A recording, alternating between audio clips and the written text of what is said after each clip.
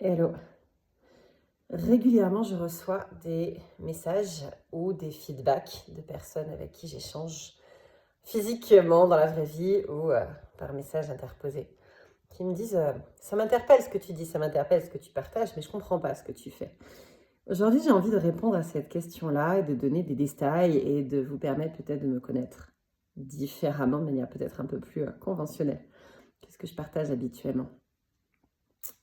Mon activité, ma mission, mon rôle principal est celui de fluidifier, de faciliter la communication entre les êtres, notamment dans le domaine professionnel. Je suis coach professionnel, je suis formatrice, je suis conseillère en insertion professionnelle, entre autres. Vétérinaire aussi un peu, parfois. C'est un domaine dans lequel je continue d'œuvrer beaucoup parce que c'est important pour moi de permettre à une profession qui m'a beaucoup portée, qui est beaucoup malmenée, de pouvoir éveiller des échos différents au sein des personnes, des êtres qui gravitent dans ce milieu-là d'une manière ou d'une autre.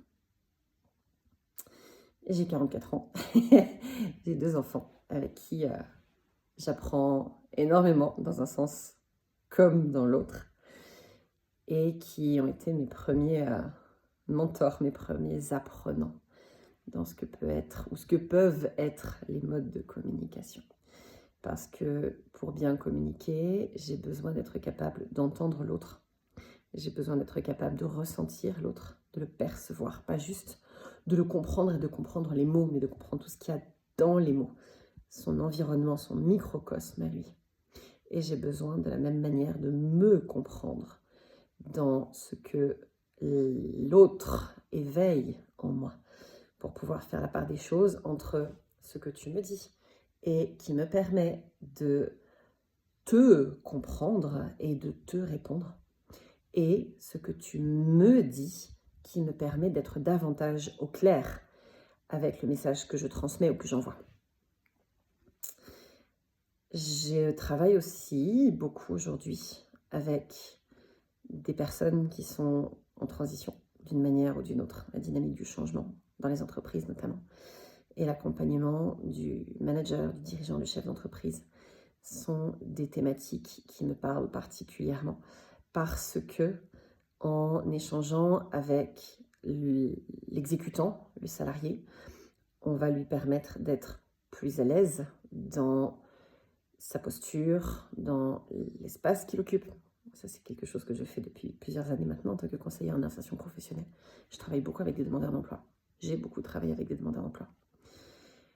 Lorsqu'il est question de donner un cap à une entreprise, de permettre à des personnes très différentes de travailler ensemble, travailler dans le sens créer ensemble quelque chose qui a du sens, permettre à tous les rameurs du navire de ramer dans le même sens, parce qu'on est tous dans le même bateau. Ça veut dire qu'on a besoin d'avoir une forme de communication, une forme de langage commun. En cela, je peux former, accompagner vos équipes de plein de manières différentes selon vos besoins. Faire le point sur vos besoins, sur votre situation, pour trouver ensemble la solution qui va être la plus adaptée. Mais il y a quelque chose de vraiment important à mon sens, c'est que celui qui va donner le cap, celui qui va tenir la barre, c'est le manager, c'est le dirigeant, c'est le chef de clinique, c'est le chef d'entreprise, c'est celui qui va décider ou pas de vendre sa structure à un grand groupe, c'est celui qui va décider ou pas de développer tel type d'activité dans son entreprise. C'est celui qui va décider ou pas de garder tel ou tel type d'organisation, tel ou tel membre de son équipe, avec à chaque fois évidemment des avantages et des inconvénients dans les choix qui sont faits. Ma manière de travailler aujourd'hui, elle est très holistique, puisque dans mon approche, il y a des choses qui sont très rationnelles, logiques, cadrées, et dans notre façon de travailler ensemble, il y a forcément besoin que les choses soient très claires sur d'où tu viens, où tu as envie d'aller, où tu vas, et ce qui marche et ce qui ne marche pas. Pour additionner 2 et 2 et faire 4, c'est quelque chose que tu es capable de faire sans moi. Mais dans ma manière de percevoir et de synthétiser et de condenser les informations, je vais te permettre d'associer ensemble des concepts auxquels tu n'aurais pas pensé. Et ça va forcément t'amener à un endroit auquel tu n'aurais pas pensé non plus. Et donc créer des solutions auxquelles tu n'aurais pas pensé seul. Sinon, tu n'as pas besoin de moi. Ma vision est hors cadre, ma pensée est hors cadre. Mon approche, elle est holistique dans le sens où je travaille aussi énormément profondément avec mes ressentis et avec tes ressentis. Et dans les ressentis, je mets tout ce qui peut bouger dans tes émotions au moment où tu es dans telle ou telle situation, dans les mots que je peux partager avec toi. Il y a aussi tout ce qui va se passer dans ton corps au moment où on va échanger et au moment où on va se projeter dans telle ou telle direction. J'aime à dire que si tu es déjà quelqu'un de très intuitif ou quelqu'un de très hypersensible ou hypersensoriel, tout ça va te parler. Si c'est pas le cas et que tu arrêtes là, c'est parfait. Mais si tu te demandes un peu ce que je veux dire par là, mais que tu n'es pas vraiment à l'aise avec ces concepts, j'aime à donner cet exemple-là.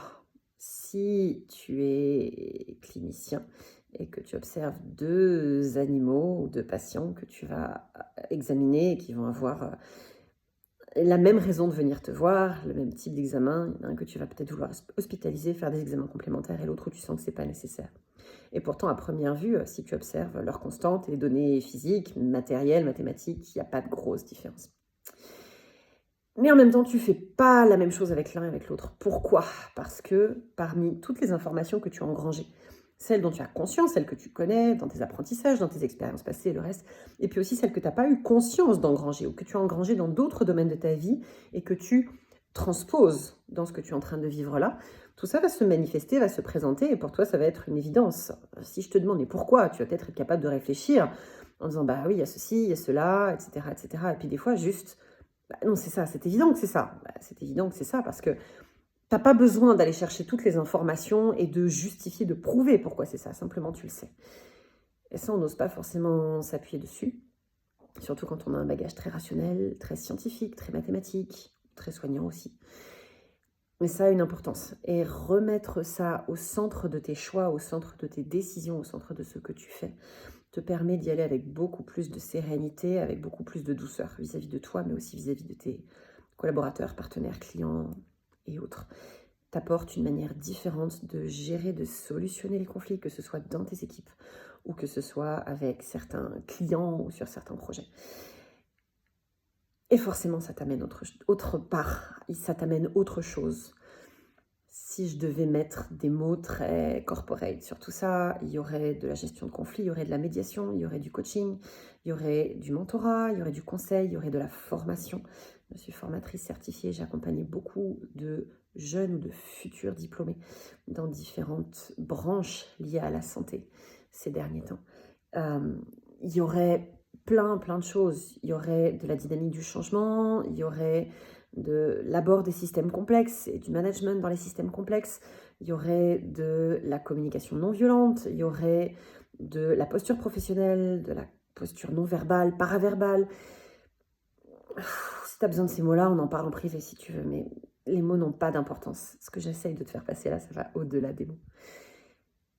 Et par conséquent, la suite, elle se jouera forcément différemment que par un simple vocal que je présente ici.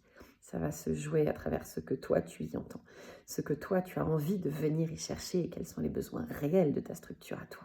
Et comment tu as capté ça, ce que tu as envie d'en faire. À partir de là, le premier pas, c'est de prendre un temps d'échange en privé, de manière à ce que tu me donnes quelques pistes, quelques clés de qui tu es, de ce dont tu as besoin surtout, et qu'à partir de là, on voit s'il y a quelque chose qui peut être bâti ensemble. Je ne suis pas DRH à ta place, je ne suis pas directeur ou CEO à ta place, je ne suis pas thérapeute à la place de ton thérapeute ou à ta place. C'est pas là que ça se joue du tout. C'est au-delà. C'est au-delà, et si tu l'as capté avec cette titille de curiosité, la suite se fera forcément en privé, parce que les propositions que je fais à l'un et à l'autre sont forcément différentes. Il y a forcément une phase d'observation, une phase d'audit, une phase de diagnostic, et puis une phase de proposition de solution, et une phase d'accompagnement proposé sur les solutions qui ont pu émerger et comment on peut vraiment les implémenter pour toi et puis pour les membres de tes équipes. À bientôt, si le cœur t'en dit.